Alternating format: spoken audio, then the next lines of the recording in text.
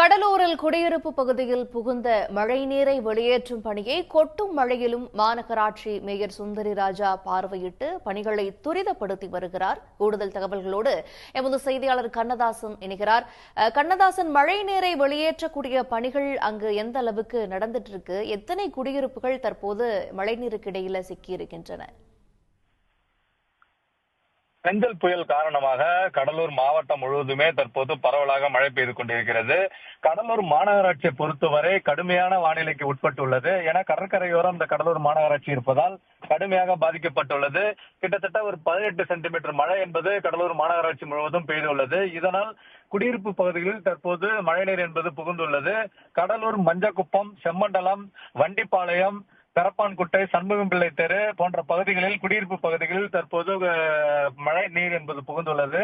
இதனை உடனடியாக கடலூர் மாநகராட்சி ஊழியர்கள் தற்போது மின் மோட்டார் மூலம் வெளியேற்றி வருகின்றனர். இதனால் இந்த பணிகளை தற்போது கடலூர் மாநகராட்சி மேயர் சுந்தரி ராஜா பார்வையிட்டு ஆய்வு செய்து வருகிறார். இந்த காட்சிதான் தற்போது பார்த்துக் கொண்டிருக்கும். கொட்டும் மழையிலும் தற்போது இவர் ஆய்வு செய்து கொண்டிருக்கிறார்.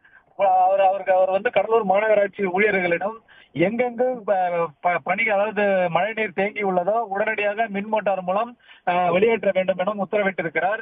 கடலூரில் தொடர்ந்து மழை பெய்து கொண்டிருப்பதால் அடுத்தடுத்து மழைநீர் என்பது தேங்கிக் கொண்டே இருக்கிறது. மழை விட்டால்தான் முழுவதுமாக மழைநீர் என்பது வடியும். ஆனாலும் வீட்டுக்குள் மழைநீர் செல்லாதவாறு தற்போது மாநகராட்சி ஊழியர்கள் இந்த பணியை மேற்கொண்டு வருகின்றனர். அதே போல் கடலூர் பகுதியில் உள்ள மாநகராட்சி பகுதியில் சாலைகளில் விழுந்துள்ள மரங்களையும் உடனடியாக தற்போது அகற்றி வருகின்றனர். போக்குவரத்து எங்கேயும் தடைப்படாமல் இந்த மரங்களை வெட்டி உடனடியாக அப்புறப்பட்டு வருகின்றனர். இந்த மாநகராட்சி மூலம் அறிவிப்பது என்னவென்றால், பொதுமக்கள் இந்த மழை விடும் வரை யாரும் வெளியே வர வேண்டாம் எனவும் வேண்டுகோள் விடுத்துள்ளனர். தகவல்களுக்கு நன்றி கண்ணதாசன். திருப்பத்தூர் அடுத்த